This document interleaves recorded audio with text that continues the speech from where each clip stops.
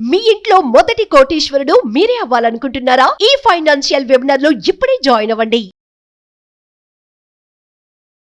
నమస్తే, welcome to Suman TV. నేను మీ సంజయ్. ఈ రోజు మనతో పాటు ఉన్నారు I'm registered mutual fund distributor మరియు చార్టెడ్ వెల్త్ మేనేజర్ రమా రాజేష్ గారు. మ్యామ్తో మాట్లాడి రీసెంట్ ఫైనాన్షియల్ ఇష్యూస్ గురించి అండ్ ఫైనాన్షియల్ ప్లానింగ్ గురించి కొన్ని విషయాలు తెలుసుకుందాం. నమస్తే మ్యామ్. నమస్తే మ్యామ్, రీసెంట్గా జరిగిన వరంగల్ ఇష్యూ చూసుకుంటే ఒక ఫ్యామిలీ మొత్తం స్టాక్ మార్కెట్కి వెళ్ళి అయిపోయింది. ఏ విధంగా అంటే 30 లక్షలు అప్పు చేసి మరీ ఇన్వెస్ట్ చేసి వాళ్ళు ఇబ్బందులు పడి వాళ్ళు సూసైడ్ వరకు వెళ్ళాల్సి వచ్చింది.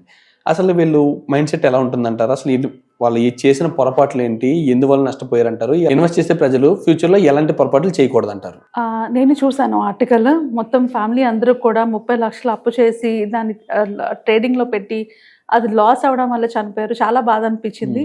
ఇది మొదటి కేసు కాదు, మనం చాలా చూస్తున్నాం. రీసెంట్గా నేను హైదరాబాద్ టెక్కి ఒకళ్ళు ఇలాగా చనిపోయారని న్యూస్ చూశాను.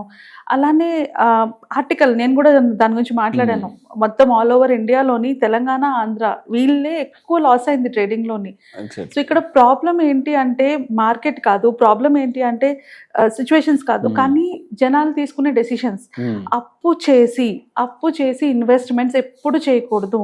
మనీ గురించి చాలా రూల్స్ ఉంటాయి, మనీ గురించి చాలా ఇంపార్టెంట్ అయిన టాపిక్స్ ఉంటాయి. అంటే అవి మనకి తెలిసినప్పుడు ఇలాంటి మిస్టేక్స్ మనం చెయ్యం. మన దగ్గర లేని డబ్బులు తీసుకుని వచ్చి వడ్డీకి ఇచ్చుకొని అంటే స్టాక్ మార్కెట్లో పెట్టుకోవచ్చు, వడ్డీకి ఇచ్చుకోవచ్చు. దాని నుంచి వచ్చిన డబ్బులతోని నేను ఎలా అంటే వచ్చిన డబ్బులతో సర్వైవ్ అవ్వాలని అనుకుంటున్నారు.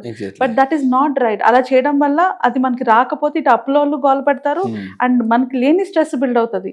సో ఎప్పుడు కూడా మనీ విషయంలోని మనం డెసిషన్స్ తీసుకునేటప్పుడు మన చుట్టుపక్కల చెప్పేవి కానీ, మన టీవీలోని యూట్యూబ్లో చూసేవి కానీ ఇలాంటి వాటిని నమ్మకూడదు. ఈ మధ్యన స్టాక్ మార్కెట్ మీద అంత ఎక్కువ క్రేజ్ పెరగడానికి యూట్యూబర్సే. వాళ్ళు ఈ అనాలిసిస్ ఆ అనాలిసిస్ అన్ని చెప్తున్నారు. అవి చూసి మేము కూడా చేసేయాలి, మేము కూడా చేసేయగలము అని అనుకుంటూ ప్రతి ఒక్కరు దాంట్లో దూరిపోతున్నారు. నేర్చుకొని చేయాలి కానీ, అంతేగాని డైరెక్ట్గా వాళ్ళు చెప్తున్నారు కదా ఇది బెస్ట్ స్టాక్, ఇది బెస్ట్ మ్యూచువల్ ఫండ్ అని చెప్పేసి ఇన్వెస్ట్ చేయకూడదు. అలా ఇన్వెస్ట్ చేసినప్పుడు దానివల్ల ఏమైనా ప్రాబ్లమ్స్ వస్తే సఫర్ అయ్యేది మనమే, ఇంకెవరూ కాదు. So most of the thing ఏంటి అంటే అవగాహన లేకపోవడం, అవేర్నెస్ లేకపోవడం, ఇది చాలా చాలా బాధాకరం. అండ్ సెకండ్ థింగ్ ఏంటి అంటే షైనీ ఆబ్జెక్ట్ సిండ్రోమ్ అంటారనమాట. అంటే ఏంటి అంటే మన చుట్టుపక్కల ఎవరైనా నాకు ఒక 10,000 వచ్చారా, నేను స్టాక్ మార్కెట్లో పెట్టాను, నేను 5,000 గెలుచుకున్నాను అని మన చుట్టుపక్కల ఎవరైనా చెప్తే నేను ఏదో మిస్ అయిపోతున్నానేమో, అది నిజంగా నాకు వస్తే నాకు కూడా బెనిఫిట్ వస్తుందేమో, ఇలాంటి ఎమోషనల్ దీంట్లోకి వెళ్ళి మనం డెసిషన్స్ తీసుకుంటున్నాం. ఇంకోటి ఫియర్ ఆఫ్ మిస్సింగ్ అవుట్ అంటారు అనమాట. అంటే ఏంటంటే ఇది భయం, అంటే నా చుట్టూ ఉన్న వాళ్ళందరికీ డబ్బులు వచ్చేస్తున్నాయి, నేను తెచ్చుకోలేకపోతున్నాను అన్న ఒక ఫియర్లో కూడా ఫాస్టెస్ట్ యాక్షన్స్ తీసుకుంటారు. అంటే ఆలోచించకుండా ఇన్వెస్ట్ చేసేస్తారు, యాక్షన్ తీసుకుంటారు. ఆ తర్వాత రియలైజ్ అవుతారు అయ్యో ఇప్పుడు ఏం చేయాలి అనేసి. అండ్ దానివల్ల మీరు ఒక్కలే సఫర్ అవుతున్నారా, మొత్తం ఫ్యామిలీ అందరూ సఫర్ అవుతున్నారు. And next and important point ఏంటి అంటే నేను చూస్తున్నాను కదా ఈ వీడియోస్లో వాటిలోని వాళ్ళు అనాలిసిస్, యూట్యూబర్స్లో అనాలిసిస్ చేసి మీరు ఎవి చేసి తెలుసుకోండి అని చెప్తారు. కింద వీళ్ళు అడుగుతూ ఉంటారు డౌట్స్, సార్ నాకు ఇది ఇలా ఉందండి, అలా ఉంది అండి అని. దానికి సమాధానాలు ఉండవు. సో వాళ్ళు సమాధానం ఇచ్చే వరకు వీళ్ళకి టైం ఉండదు. వీళ్ళు ఏం చేస్తారు, ఏదో ఒకటి ఇప్పుడు నా దగ్గర డబ్బులు ఉన్నాయి, ఖర్చు అయిపోతాయి, లేదా అప్పు చేసి తెచ్చేసాను ఏదో అయిపోద్దని ఫాస్ట్గా తీసుకుంటారు. సో ఇలా ఎటు నుంచి చూసుకున్నా కూడా సఫర్ అయ్యేది ఎవరు? ఇన్వెస్టర్స్ సఫర్ అవుతున్నారు. సో మ్యూచువల్ ఫండ్స్ కానీ, స్టాక్ మార్కెట్ కానీ, చిట్టీలు కానీ, గోల్డ్ కానీ ఏదైనా కూడా ఒక క్లారిటీ లేకపోతే ఎవరు సఫర్ అవుతాం? మనమే సఫర్ అవుతాం కదా. సో ఇలా ఇన్వెస్టర్స్ సఫర్ అవ్వకుండా ఉండాలనే మనం ఒక ప్రోగ్రామ్ చేద్దాం అనుకుంటున్నాము.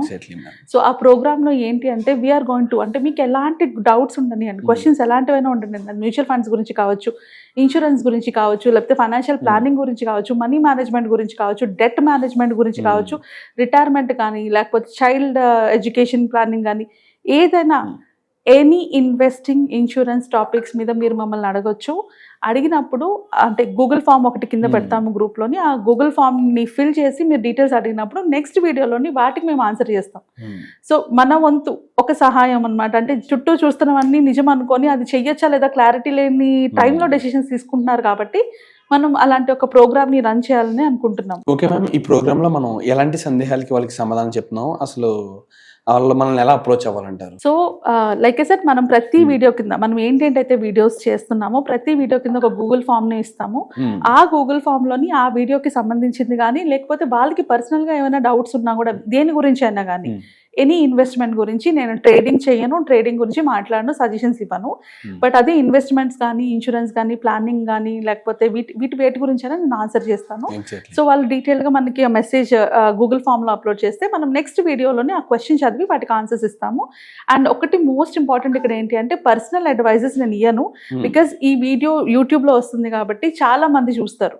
అండ్ ఒకవేళ నేను పర్సనల్గా ఏమైనా స్టాక్ రికమెండేషన్ చేసినా, మ్యూచువల్ ఫండ్ రికమెండేషన్ చేసినా, ఆర్ లేకపోతే పర్సనల్ అడ్వైస్ ఇచ్చినా కూడా మిగిలిన వాళ్ళు చూసి వాళ్ళు రాంగ్గా తీసుకునే ఛాన్స్ ఉంటుంది కాబట్టి నేను పర్సనల్గా అడ్వైస్ అయితే ఇవ్వను. ఒకవేళ పర్సనల్ అడ్వైస్ ఏమైనా కావాలనుకుంటే స్క్రాల్ అవుతున్న నంబర్స్కి కాల్ చేసి అపాయింట్మెంట్ బుక్ చేసుకోవచ్చు. కానీ ఇన్ జనరల్గా మీరు ఇన్వెస్ట్ చేస్తున్నారు, అది కరెక్టా కాదా, లేకపోతే నేను ప్లాన్ చేసుకోవాలనుకుంటున్నాను, దీనికి ఏం చేసుకోవాలి, ఇన్ జనరల్గా ఎలాంటి క్వశ్చన్స్ ఉన్నా యూ కెన్ ఆస్క్.